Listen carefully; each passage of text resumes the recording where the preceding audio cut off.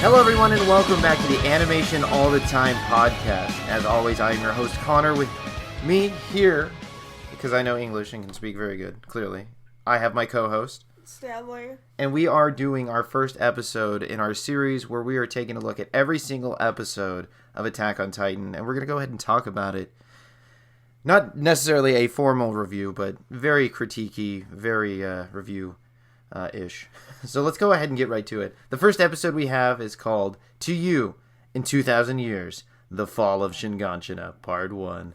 This aired all the way back in America, or the States at least, May 3rd, 2014. Wow, 2014. Heavens, that was some time ago. Doesn't feel that long ago, but shucks, it is, I guess. Now, this is your typical, of course, first episode. It's laying the groundwork for a lot of things that are going to be developed, right? Now, what differs from a lot of first episodes in animes is watching this back, it's actually pretty good. It's actually very good, right? So we do find a lot of information. It's kind of just throwing things at you. Now, this is a world that has a ton of crud in it, so it does a good job of kind of pacing things out. It's not like, here's every single thing, episode 1, process it, right? We do find out that humanity is living behind these gigantic walls that were resurrected to protect everyone. Apparently, all of humanity lives behind these walls. Now, these are called Wall Maria, Wall Rose, and Wall Cena. We do not know why they're called that. And there's giant monsters that can eat you. So that is why you have to live behind these walls, right? Did you like the introduction, Stanley? Did you like a look at where these people live? The humanity is trapped behind these walls. Pretty interesting, right? Yeah, I'd I thought say. it was fine. Yeah, right? It's like it builds a good intrigue just off the use of, wonder of what is that? Why are we doing this, right? The intrigue is being built just by not giving us all of the information at once. It's pretty good. Now, I have to admit, though, the first time I watched this, I was not totally impressed. And I'll get this out of the way right now. And it had to do with the art style. Something about the proportions on some people were just not very good. Or the way that they used the 3D animation with the 2D, I kind of found a little janky. And let's be real. Your first view of this show and you see the Titans, the pure Titans, you're like, oh, brother, that's something else. But I don't know, Stanley, how was your first viewing? Did you enjoy it all the way through?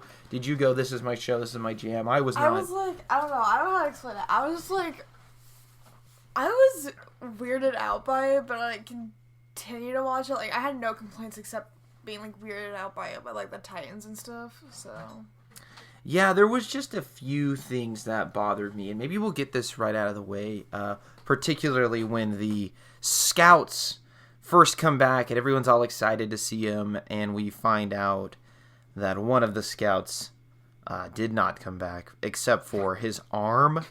And for some reason, the scouts thought it was a good idea at that very second to give the mother who's weeping for her lost child the arm of their child. And there's a lot of goofy facial expressions, and the voice actor of the mother it sounds like a man trying to do a woman's voice, was not particularly great. It also said, the commander of the scouts, who I love the character, by the way, he's great. Commandant is great. We love him. But when the mother is confronting him, just trying to get some sense of closure about her son dying, and he just goes on a goofy tirade about how it was his fault that he's dead, and lots of screaming, lots of squealing. It was something, but maybe we'll kind of save the dislikes for later. There's not too many, so I think we got most of them out of the way, but let's just push right through.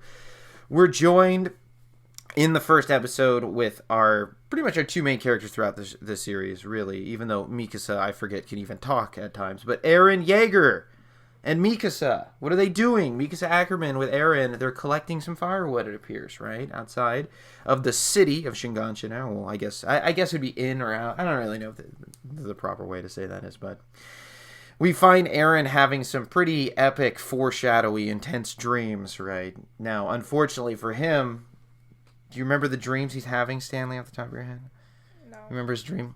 Well, it involves a big, giant, red Yes. hand, fleshed Yeah, color I was gonna tie. Yeah, say yeah. something like It's. that, but I wasn't positive. I even think it's a little foreshadowy to some Titan Chow. So, and not the best dream to be having. Even more of a nightmare is when it comes true. Yeah, that's pretty bad. It's your prototypical character building episode that really sets the groundwork for most of our heroes' personalities throughout the show. So in that regard, very good, because it was more of an intriguing episode. For example, and I beat this one like a drum, but watching Rurouni Kenshin's first episode, and it's good enough to where you'll want to keep watching to see if it gets better. But I really remember walking away from that first viewing going like, I don't know, this isn't for me, brother. And Yeah, Attack you're on like- Titan, and maybe it's because I'm just hypercritical, and I am, and I understand that, but I stuck with it. Here I am now, ranting on the internet to 10 people about it. I mean, come on. It's got to be something, right? So, to touch bases on the development of characters, we're just going to kind of break down character through, at least main character through main character. We see Aaron's passion to join the Scouts, even against his mother's wishes. Do you think Aaron's a passionate lad, Stanley? No, never. Is Aaron more passionate in the No. beginning of the episode or at the end? Beginning.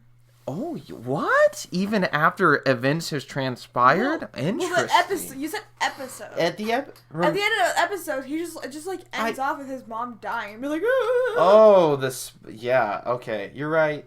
I guess it is possibly in part 2 where he really picks up the shaky, screamy, I'll kill them all vibes. But yes, okay. So, let's talk about Mikasa. We find out, for some reason, which we don't know at this point, that she wants to protect Eren at all costs. Doesn't matter what, apparently. Bullies, I'm gonna protect him. Titan, I'm gonna protect him. Collecting wood, yelling at Hannes, I'm gonna protect him. Also, our boy Armin Arlert, a character of values. This man is an intellect that desires more than what's presented to him in the world around him. And I really like that. And I know you mentioned you liked the introduction of Armin. Let's hear why.